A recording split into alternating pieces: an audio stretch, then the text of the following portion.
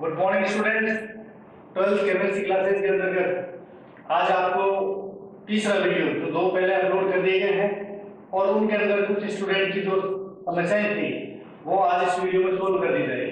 ठीक है, तो इन वीडियो को देख करके आप ज्यादा से ज्यादा उसका लाभ उठाएं और इसके अंदर जो भी क्वेश्चंस हैं आपको दिए जा रहे हैं उन क्वेश्चंस को आप घर पर हल करने का प्रयास करें।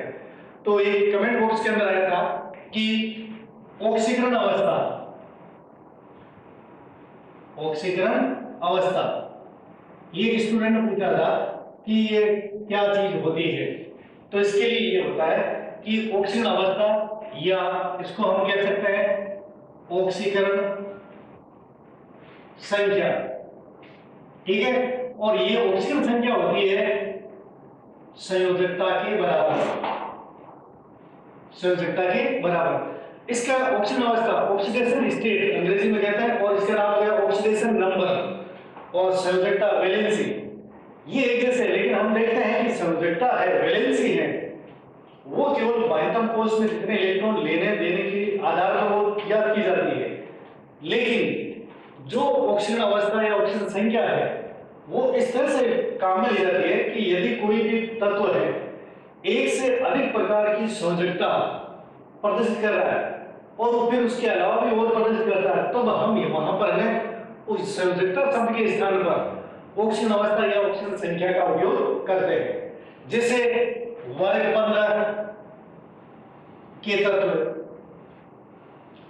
उनके बाह्यतम कोश का इलेक्ट्रॉनिक विन्यास होता है NH2NP3। तो हम देखते हैं अगर इसमें एक नाइट्रोजन ही ले लेते हैं, नाइट्रोजन का परमाणु क्रमांक होता है 7। ठीक है, अब 7 है तो इसमें पहली कक्षा में 2 इलेक्ट्रॉन, दूसरी में 5 इलेक्ट्रॉन। तो हम देखते हैं ये अक्रिय गैस विन्यास है, शेष रह गया संयोजकता कोश या बाह्यतम कोश। अब ये क्या करेगा, नाइट्रोजन अपना अष्टक पूरा करने के लिए 3 इलेक्ट्रॉन ग्रहण करेगा। तो अगर 3 इलेक्ट्रॉन ग्रहण करते ही ये हो जाएगा 8 इलेक्ट्रॉन, अर्थात इसका अष्टक पूरा हो जाएगा। तो हम ये कह सकते हैं कि N है इसकी संयोजकता है, संयोजकता वो हो गई -3। ठीक है, अब संयोजकता इसको हम कह सकते हैं ऑक्सीकरण संख्या या ऑक्सीकरण अवस्था, वो भी क्या हुई 3। अब संयोजकता और ऑक्सीकरण अवस्था में ज्यादा अंतर मत समझ लेना, एक ही चीज होती है। अब हम देखते हैं कि जब वर्ग 15 के तत्वों के पास में बाह्यतम कोश के इलेक्ट्रॉनिक विन्यास में S के अंदर 2 इलेक्ट्रॉन है, ये NS, ये 2 इलेक्ट्रॉन, और P में है उनके पास में अर्धपूर्ण स्थिति NP, 1 इलेक्ट्रॉन, 2 और 3 है। ठीक है, अब क्या करते हैं, यदि ये 3 इलेक्ट्रॉन जैसे यहां बताया गया है ग्रहण करते हैं तो ऑक्सीजन संख्या या ऑक्सीजन अवस्था तो हो गई -3। ठीक है, अब ये आता है कि यदि नाइट्रोजन अपने से अधिक विद्युत ऋणी, अपने से अधिक विद्युत ऋणी उसके साथ कोई इलेक्ट्रॉन लेने के बजाय वो साझा कर रहा है, लेने के बजाय एक एक इलेक्ट्रॉन का साझा, अर्थात इसमें भी 2 हो जाएंगे, इसमें भी 2 हो जाएंगे, इसमें भी 2, 1 इलेक्ट्रॉन, 2 इलेक्ट्रॉन, 3 इलेक्ट्रॉन जब साझा करेंगे वो नाइट्रोजन या वर्ग 15 के तत्व अपने से अधिक विद्युत ऋणी, तो वो अधिक विद्युत ऋणी तत्व क्या करेगा, इलेक्ट्रॉन को अपनी ओर खींचेगा। तब इसकी जो ऑक्सीजन अवस्था रहेगी अर्थात N पर है, इस पर आ जाएगा धनावेश, तो उस समय ऑक्सीजन अवस्था होती है 3। वही कौन सी हम लिखते हैं +3। तो +3 कब होगी, जब नाइट्रोजन से क्या होगा, उससे जुड़ने वाला या एक एक इलेक्ट्रॉन का जो साझा करता है यहां पर ऐसे ये साझा कर रहा है, ये साझा करने वाला अगर वो परमाणु नाइट्रोजन से ज्यादा विद्युत ऋणी है तब हो जाएगी उसकी ऑक्सीजन अवस्था +3। अब क्या होता है कि अगर मान लो नाइट्रोजन के लिए, लेकिन नाइट्रोजन के पास देखो मैंने आपको पिछले वीडियो में बताया था कि रिक्त डी कक्षक उपलब्ध नहीं होते हैं, तो इस कारण से ये -3 या +3, और यदि ये लोन पेयर किसी को देता है तो उसकी संयोजकता हो जाती है 4 नाइट्रोजन के अधिकतम। ठीक है, अब चलते हैं हम कि अन्य तत्व है उनके नाइट्रोजन की बात, जैसे मान लीजिए फास्फोरस है, P है, उसके पास में क्या रहेगा, रिक्त डी कक्षक रहेगा, रिक्त डी कक्षक। ठीक है, अब रिक्त डी कक्षक के लिए क्या होगा, ये जैसे पहले साझा किया होता, और संयोजकता का या ऑक्सीजन अवस्था या ऑक्सीजन अंक है वो लगभग हम इलेक्ट्रॉन ग्रहण कर रहे हैं या कितने इलेक्ट्रॉन साझा करते हैं उसके आधार पर। और तीसरा चीज होती है कि इनके अंदर जो अयुग्मित इलेक्ट्रॉन है 3 है, तो ये 3 और इलेक्ट्रॉनों से साझा करके अपना ये स्टेप पूरा करेगा, तो ये 3 ऑक्सीजन अवस्था प्रदर्शित करेगा। अब यदि मान लो जिन तत्वों के पास नाइट्रोजन को छोड़ करके इनके पास सब में क्या होंगे, रिक्त डी कक्षक उपलब्ध होंगे, तो यहाँ वाला इलेक्ट्रॉन है ऊर्जा ग्रहण कर कहां पर आ जाएगा, रिक्त डी में आ जाएगा, जबकि नाइट्रोजन में रिक्त डी नहीं था इसलिए वो +5 ऑक्सीजन अवस्था प्रदर्शित नहीं करेगा। अब हम जाने तो अयुग्मित इलेक्ट्रॉन की संख्या कितनी होगी, 5 होगी। अब इनसे क्या करेंगे, 5 अन्य तत्व है, एक एक इलेक्ट्रॉन का क्या कर लिया, साझा कर लिया, तो कुल इलेक्ट्रॉन कितने हो गए, 1 2 3 4 5, तो ऑक्सीजन अवस्था होगी +5। ठीक है, तो ऑक्सीजन अवस्था या ऑक्सीडेशन स्टेट या ऑक्सीडेशन नंबर वो संयोजकता के बराबर होते हैं, लेकिन उनको व्यक्त करने का तरीका है। तो हम हर जगह संयोजकता शब्द में लेकर के ऑक्सीजन अवस्था को यूज कर सकते हैं। ठीक है, इसी प्रकार से हम अन्य वर्ग के जो तत्व रहेंगे उनमें अगर यहाँ पर आ गया NH2 जैसे वर्ग 16 के तत्व में NH2, यहाँ पर रहेगा NP4, तो ये जो NP4 है तो यहाँ पर भी एक उसमें क्या रहेगा, एक युग्मित यहाँ रहेगा। ठीक है, तो ये क्या करेंगे, वर्ग 16 के तत्वों में अगर देखें हम ऑक्सीडेशन स्टेट, तो ये 2 इलेक्ट्रॉन तो किसमें है, NH2 में है, और NP3 में रहेंगे, NP में 4 रहेंगे, तभी आ गए। अब ध्यान रखना 2 ये इलेक्ट्रॉन बाद में ग्रहण करेगा, तो वर्ग 16 की तो -2 होगी। ठीक है, अगर 2 से साझा किया +2 होगी, फिर एक इलेक्ट्रॉन अगर मान लीजिए यहाँ उत्तेजित होकर रिक्त डी में चला गया, तो अब एक में इलेक्ट्रॉन की संख्या 1 2 3 4, तो ये होगी +4 होगी, और यदि यहाँ S वाला एक इलेक्ट्रॉन उत्तेजित होकर के रिक्त डी कक्षक में चला जाता है, तब उसकी ऑक्सीजन अवस्था होगी 1 2 3 4 5 6, तो ये होगी +6। तो ऑक्सीजन अवस्था का निर्धारण अयुग्मित इलेक्ट्रॉन की संख्या के आधार पर किया जाता है।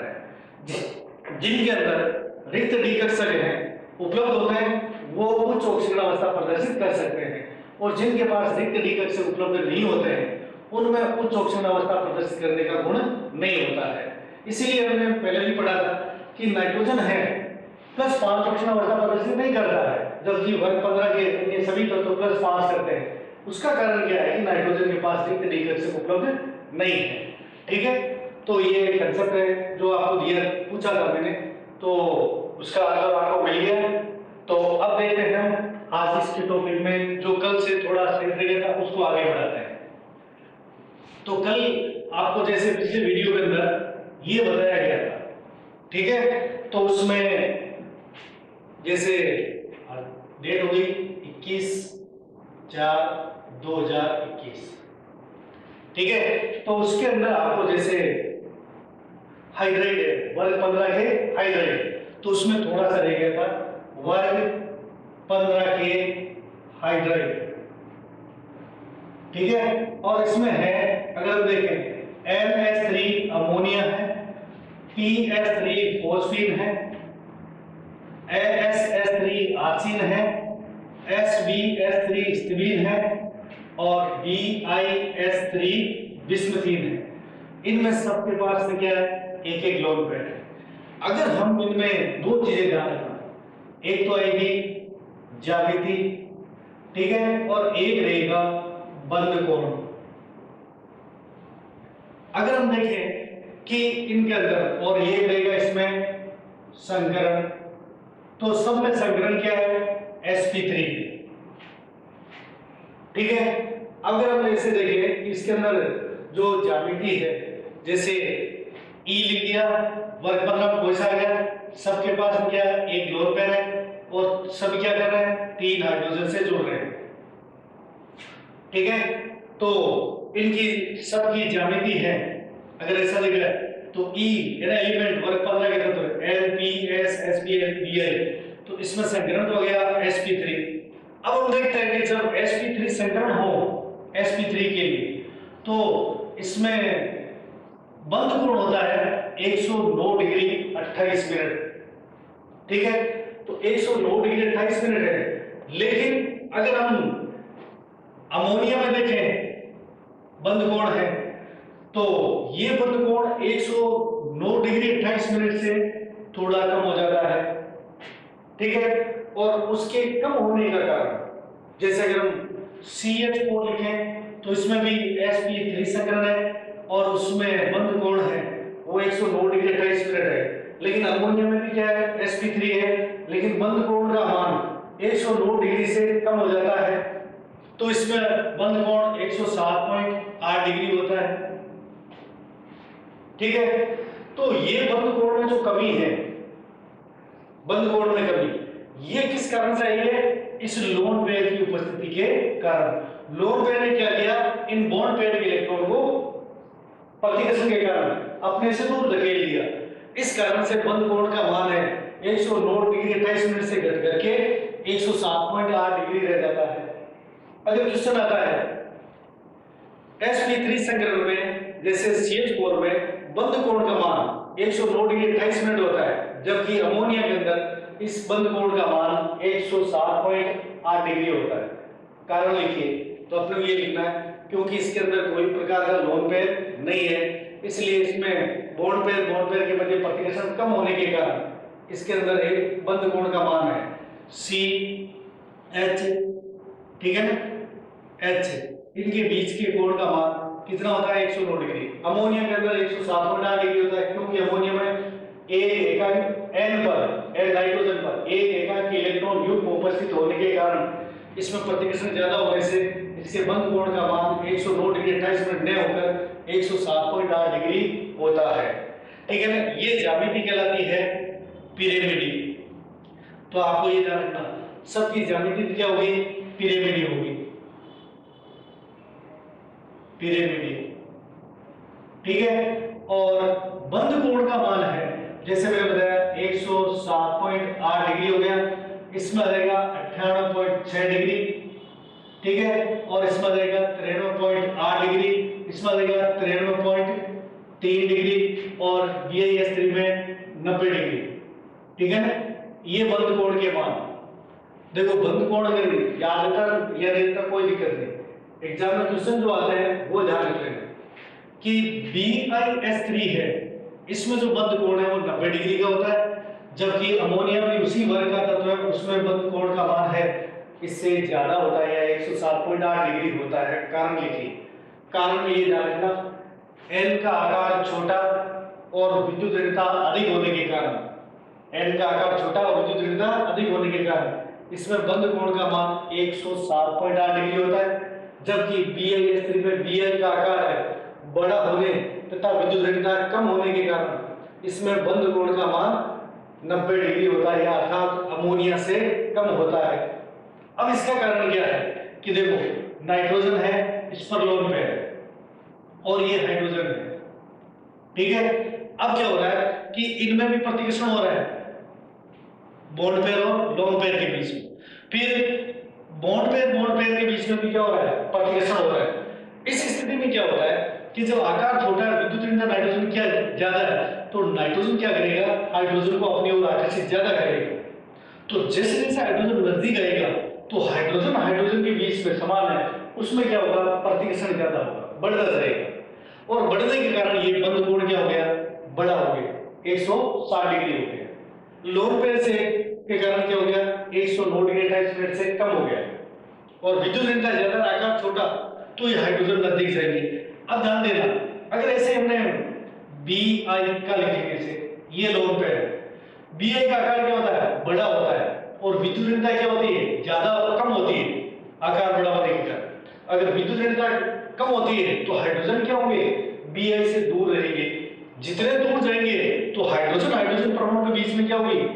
दूरी बढ़ जाएगी, दूरी बढ़ेगी तो ये प्रतिकर्षण ज्यादा हो जाएगा, ये प्रतिकर्षण, ठीक है ना, ये ज्यादा होगा और HH है ये ज्यादा Bi से दूर ज्यादा है, तो फिर ये आसानी से यहां तक आ सकते हैं इस तरह से। तो इसकी जो बीच की दूरी है, अभी भी अमोनिया के HH से भी इनकी बीच की दूरी क्या होगी? ज्यादा होगी, तो और भी ये नजदीक आ सकते हैं, अर्थात इस बंद कोण का मान है, इस बंद Bi में ये धीरे धीरे क्या हो जाएगा? कम होता जाएगा। क्यों? Bi से हाइड्रोजन ज्यादा दूर है, समझ गए, और एक यहाँ पर आ गया। फिर अगर ये नजदीक आते हैं दोनों, तो इतनी दूरी से भी नजदीक नहीं आ सकते, लेकिन ये कोण जब जितनी दूरी पर रहेंगे यहाँ पर आ गए, तो ये बंद कोण धीरे धीरे क्या हो जाएगा, घटता जाएगा, और ये घटकर कितना हो जाएगा, 90 डिग्री। अब ध्यान रखना, क्वेश्चन क्या है, अमोनिया का बंद कोण, अमोनिया में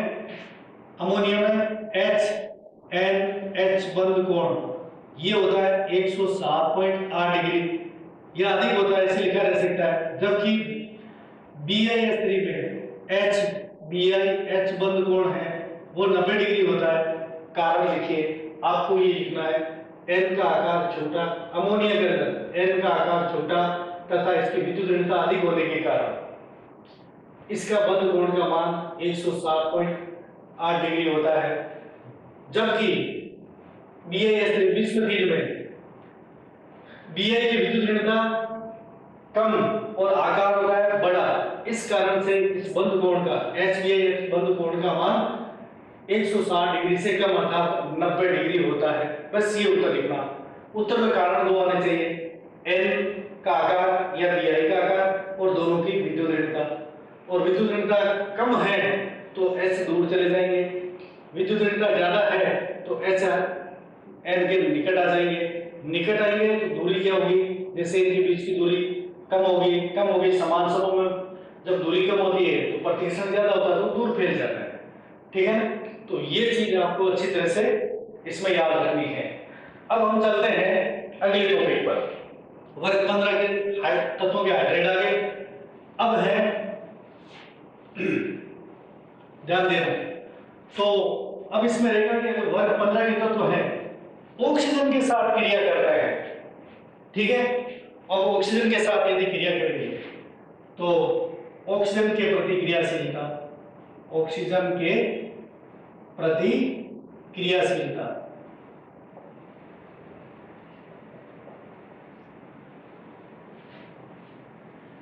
तो वर्ग 15 के तत्व है वो दो प्रकार के ऑक्साइड बनाते हैं, जैसे ई है वर्ग 15 के तत्व और ऑक्सीजन के साथ क्रिया, ई है वर्ग 15 के तत्व और ऑक्सीजन के साथ, एक तो बनाएंगे E2O3 और एक बनाएंगे E2O5। तो यहां पर हम देखते हैं कि O3 है तो E की संयोजकता है, अर्थात वर्ग 15 के तत्वों की संयोजकता या ऑक्सीजन अवस्था कितनी होगी, +3 होगी, कितनी, +3, और यहां पर इसकी होगी +5। अब ये क्वेश्चन होता है कि +5 क्यों, क्योंकि ऑक्सीजन की विद्युत ऋणता है, हमने देखा FON 4.0, 3.5 और 3.0 ये विद्युत ऋणता का मान है। तो हम देखते हैं कि नाइट्रोजन से ऑक्सीजन की विद्युत ऋणता क्या है, ज्यादा है, तो हमेशा अगर ये संयोग करेंगे तो उच्च विद्युत ऋणी परमाणु पर तो क्या आता है, आंशिक ऋणावेश, और कम विद्युत ऋणी पर आंशिक धनावेश, अर्थात उच्च विद्युत ऋणी ऋण संयोजकता प्रदर्शित करेगा और कम विद्युत ऋणी परमाणु है वो धन संयोजकता प्रदर्शित करेगा, ठीक है। तो अगर इसमें इसके अलावा सबकी ऑक्सीजन और ये सब विद्युत ऋणता है, सबकी क्या होती है, कम होती है। अब हम चलते हैं कि यदि जैसे ये दो प्रकार के ऑक्साइड है, अब इनमें एक क्वेश्चन आता है कि ऑक्साइडों की अम्लीय या क्षारीय प्रकृति, ठीक है। इसके एक सीधा सिंपल ट्रिक है, वो याद रखना, जैसे ये है ए धातु के ऑक्साइड वो होते हैं अम्लीय प्रकृति के। अब ये जो अम्लीय प्रकृति है ऑक्साइड की वो कैसे ज्ञात की जाती है, सबसे बड़ी चीज ये क्वेश्चन है आपके सामने, और इसको ठीक से समझना, फिर आपको कोई झंझट नहीं रहेगा। ध्यान रखना, आवर्त सारणी के अंदर जो वर्ग में ऊपर के तत्व हैं उनमें अधात्विक गुण होते हैं, और जैसे जैसे हम वर्ग में नीचे की ओर बढ़ते हैं तो धात्विक गुण बढ़ते हैं। अगर सारे ही तत्व धातु हैं, जैसे वर्ग 1 और 2 के सभी तत्व क्या है, धातु तत्व है, तो उसमें जैसे वर्ग में पहला के धातु है दोनों में, वर्ग 1 और 2 में, तो उनकी तुलना में नीचे वाले तत्व हैं वर्ग नीचे की ओर बढ़ रहे हैं तो उनमें धात्विक गुण है ऊपर वालों से ज्यादा हो जाएगा, ठीक है, अर्थात उसकी आयनन एंथैल्पी कम, इलेक्ट्रॉन दागने की प्रवृत्ति ज्यादा, ठीक है। तो ए धातु के ऑक्साइड क्या होते हैं, अम्लीय प्रकृति। पहले अगर हम इसके बारे में पढ़ेंगे दोनों के, तो पहले ये चीज क्लियर होनी चाहिए। अब अम्लीय, जैसे मान लो हम एक 14वें वर्ग का तत्व है कार्बन, अगर ये ऑक्सीजन के साथ क्रिया करता है तो क्या बनाता है, CO2, तो ये कार्बन का ऑक्साइड बन गया। और कार्बन क्या है, हम देखते हैं ए धातु है, ठीक है, और ये ए धातु का ऑक्साइड क्या बना, CO2 बना। अब ये CO2 ये अम्लीय है या क्षारीय है, इसके लिए एक चीज याद रखना, कोई भी ऑक्साइड हो उसकी अभिक्रिया हम जल के साथ कराते हैं। किसके साथ, जल के साथ। जैसे CO2 प्लस H2O, जल के साथ क्रिया कराने पर यदि अम्ल का निर्माण होता है तो वो ऑक्साइड अम्लीय रहेगा, और यदि क्षार का निर्माण होता है तो वो ऑक्साइड क्षारीय रहेगा। तो यहां पर हम लेंगे H2CO3, तो इसका नाम होता है कार्बोनिक अम्ल। अगर कार्बोनिक अम्ल बना है तो कार्बन है इसका ऑक्साइड है, जो CO2 है उसकी प्रकृति क्या हुई, अम्लीय हो, ठीक है। अगर आप इसे दूसरा होता है, देखो ए धातु के ऑक्साइड, धातु के ऑक्साइड, अब धातु के ऑक्साइड है वो होते हैं क्षारीय प्रकृति के, ठीक है।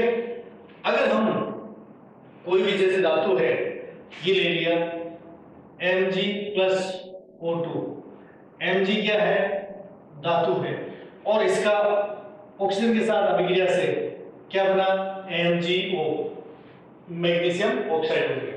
अब ये मैग्नीशियम ऑक्साइड है, अब ये या क्षारीय है, तो इसके लिए हम क्या करेंगे, MgO प्लस H2O, तो ये आ गया MgOH का होल ट्वाइस, तो क्या बन गया, मैग्नीशियम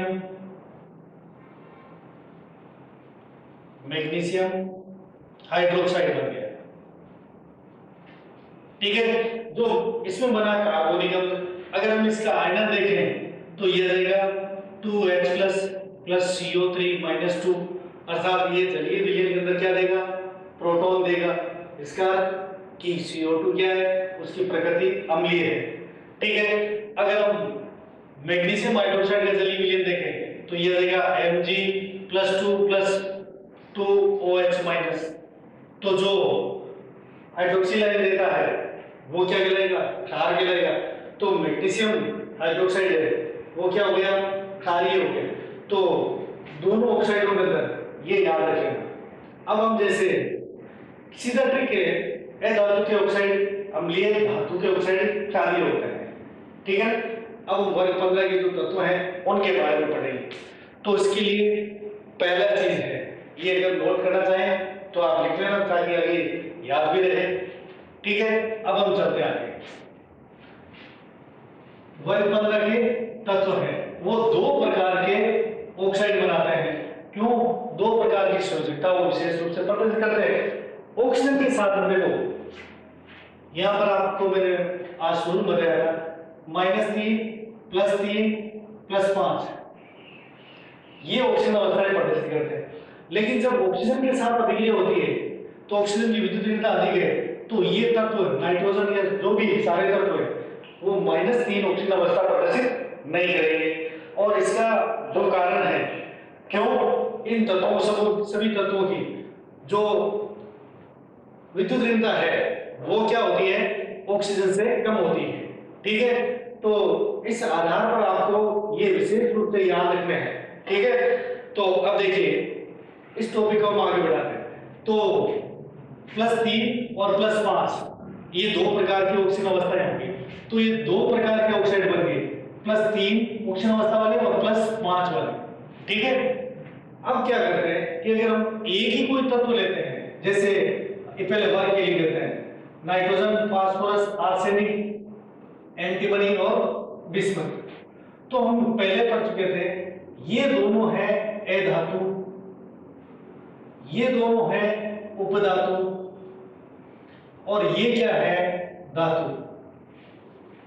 बिल्कुल सिंपल सा ट्रिक है जो मैंने अभी आपको बताया।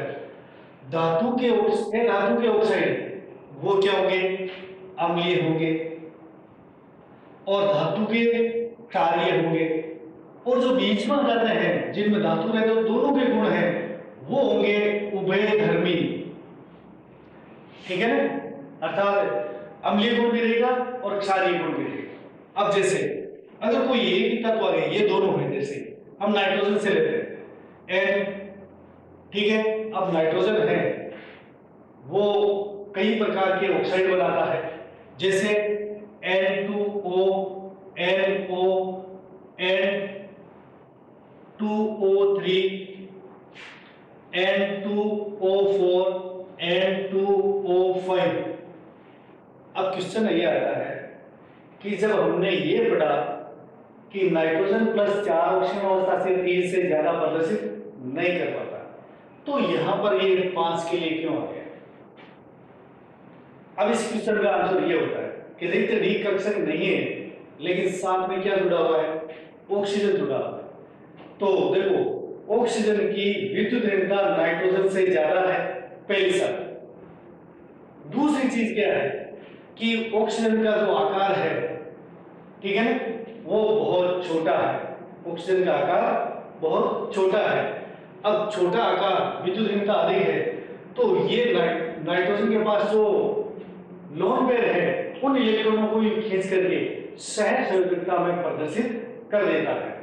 इस कारण से नाइट्रोजन है केवल ऑक्साइड और फ्लोराइड है, या ऑक्सीजन और फ्लोरीन उनके साथ अभिक्रिया में केवल +5 ऑक्सीजन अवस्था प्रदर्शित करता है, और किसी अन्य तत्वों के साथ में ये +5 ऑक्सीजन अवस्था प्रदर्शित नहीं करता है। ठीक है। अब देखो हमने यहाँ पर पहले लिख दिया, अब ऑक्साइडों की प्रकृति देखनी है, तो यहाँ पर लिख दिया हमने कि ए धातु N और P है, और ए धातु के ऑक्साइड क्या होते हैं, अम्लीय होते हैं। तो इसका मतलब है कि ये अम्लीय तो है, लेकिन एक नियम है, अगर कोई ए धातु परमाणु हो, क्या हो, ए धातु परमाणु, और वो एक से अधिक प्रकार की ऑक्सीजन अवस्था प्रदर्शित करता है, तो हम देखते हैं कि यहाँ पर नाइट्रोजन की ऑक्सीजन अवस्था है +1 है, यहाँ +2 है, यहाँ +3 है, यहाँ +4 है, यहाँ +5 है। देखो ये आपने 11वीं कक्षा में 8वां पाठ पढ़ा होगा, ऑक्सीजन की -2, ठीक है। तो इसका मान x मान लिया, 2x बराबर +2, तो x बराबर क्या देगा, 1 आ जाएगा। यहाँ पर इसकी -2 और इसकी x, तो x बराबर x -2 बराबर 0, तो x बराबर क्या हो जाएगा, +2। इसी आधार पर इनकी ऑक्सीजन अवस्था ये लिखी गई। अब हम देखते हैं कि नाइट्रोजन सब के सब क्या है, ए धातु है। अब ऑक्सीजन अवस्था बढ़ती है, कोई भी अगर ए धातु परमाणु हो और ऑक्सीजन अवस्था उसमें बढ़ रही है, तो पहला नियम यही होता है कि जैसे जैसे ऑक्सीजन अवस्था बढ़ेगी अम्लीय गुण बढ़ेगा। एक ही तत्व जो ए धातु हो उसकी ऑक्सीजन अवस्था बढ़ती है तो अम्लीय गुण बढ़ते हैं। तो ये दोनों जो ऑक्साइड हैं ये होते हैं उदासीन।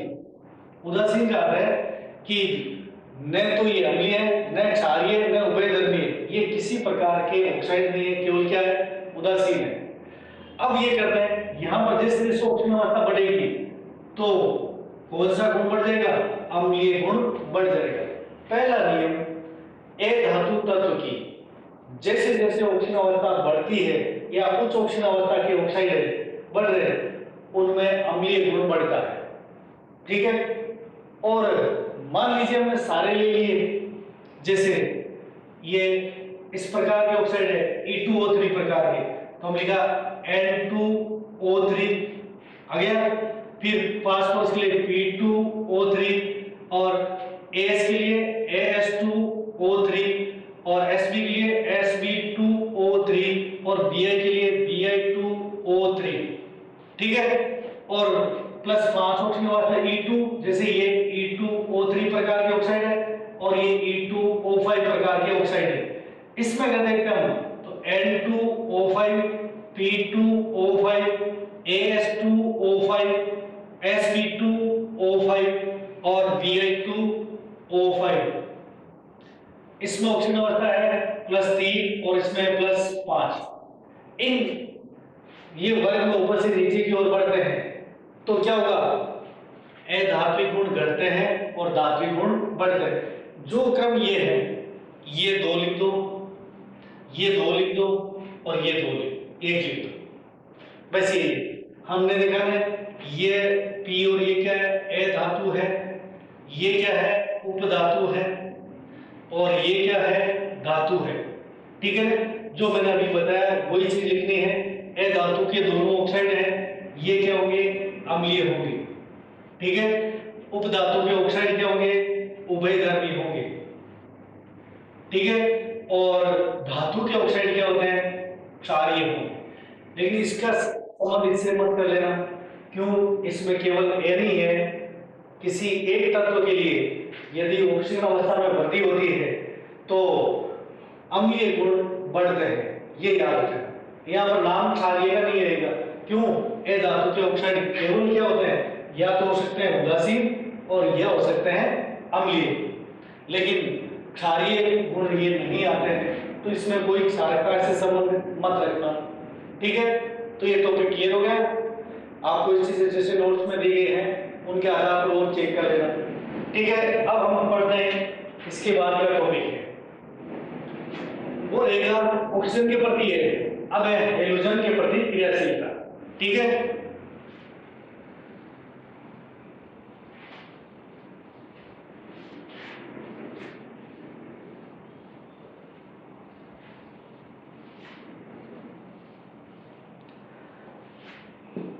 अब ध्यान देना यहां पर, देखिए हेलोजन के प्रति क्रियाशीलता या हेलोजन के साथ अभिक्रिया। अब हमने पढ़ा था X, ये होते हैं वर्ग 17 के तत्व, X है, ये होते हैं FCl Br I, इन तत्वों को हेलोजन कहा जाता है। ठीक है ना, और ये जब ये तत्व X है, अगर E है, E क्या हो गए, वर्ग 15 के तत्व, प्लस ये अगर X2 के साथ क्रिया करते हैं हेलोजन के साथ, तो जब ये दो प्रकार के वापस हैलाइड बनाएंगे, एक तो बनाएंगे EX3 अर्थात +3 ऑक्सीजन अवस्था वाले, और दूसरे बनेंगे E+X2, तो यह देगा EX5, ये +5 ऑक्सीजन अवस्था वाले। ठीक है, तो ये दो प्रकार के, तो इनको कहेंगे हम ट्राई हैलाइड। ठीक है, और इसको हम कहेंगे पेंटा हैलाइड। ठीक है, अब जो ट्राई हैलाइड या पेंटा हैलाइड है, जैसे मान लीजिए अब एक इसमें वो रहेगा, अगर मैं लिखा N2 प्लस X2 या N+X2, तो ये बन गया NX3, और यह N+X2, तो ये देगा NX5। ठीक है, तो इसमें एक ये नहीं बनेगा। अगर हम जैसे X की जगह F में ले लें, Cl2 ले लिया, ठीक है, ये अभिक्रिया कर, तो यहां पर ये दो यौगिक बन गए, NCl3 और NCl5। जो मैंने टॉपिक में पहले भी आपको बता दिया कि नाइट्रोजन है वो ट्राई हैलाइड तो बनाएगा, लेकिन नाइट्रोजन पेंटा हैलाइड नहीं बनेगा। और उसका कारण क्या है कि नाइट्रोजन ये नहीं बनेगा, क्यों कि N के पास रिक्त डी कक्षक उपलब्ध नहीं है, इस कारण से ये पेंटा हैलाइड नहीं बनाता है, जबकि ट्राई हैलाइड बनाता है। इसके अलावा जैसे हमने लिखा कि P2+Cl2, तो ये बन जाएगा PCl3 भी बना लेगा और PCl5 भी बना लेगा, ट्राई हैलाइड भी बनाएगा और पेंटा हैलाइड भी बनाएगा। क्यों, फास्फोरस के पास में रिक्त डी कक्षक उपलब्ध होने के कारण ये +5 ऑक्सीजन अवस्था भी प्रदर्शित कर सकता है, तो इसलिए PCl5 बनता है, जबकि NCl5 नहीं बनता है। ये आगे अब इसका एक और क्वेश्चन है कि सहसंयोजक गुण।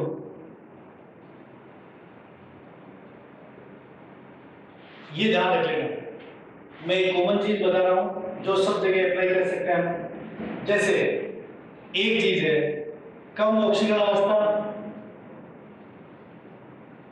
ऑक्सीजन अवस्था कम और ऑक्सीजन अवस्था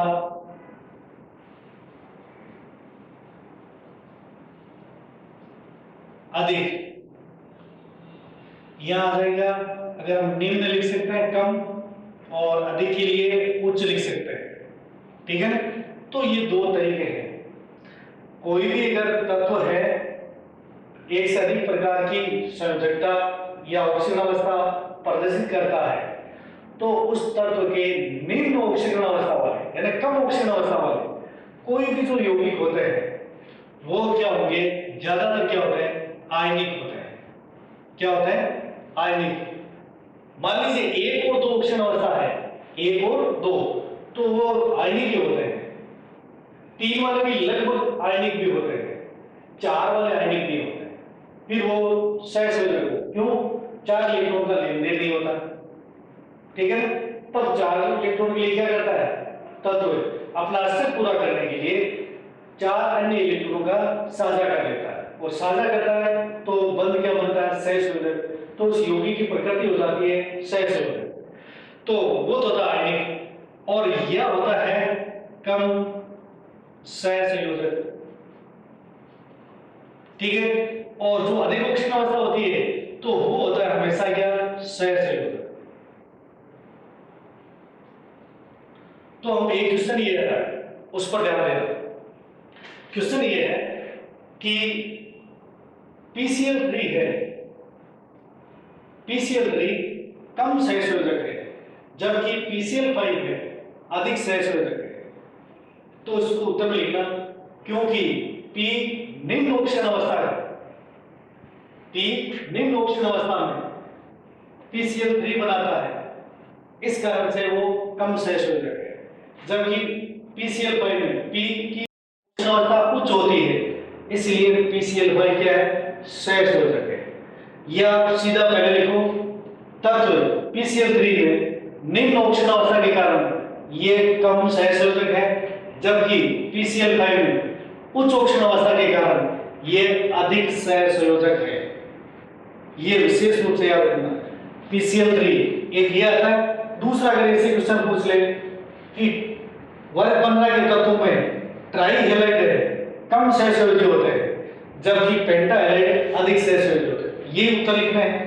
ट्राई हैलाइड में ऑक्सीजन अवस्था +3 होती है, इस कारण से ये कम सहसंयोजी है, जबकि पेंटा हैलाइड के अंदर ऑक्सीजन अवस्था +5 होती है, इसलिए ये अधिक सहसंयोजी है। आप इनके आधार पर है इनके उत्तर लिख सकते हैं, ठीक है।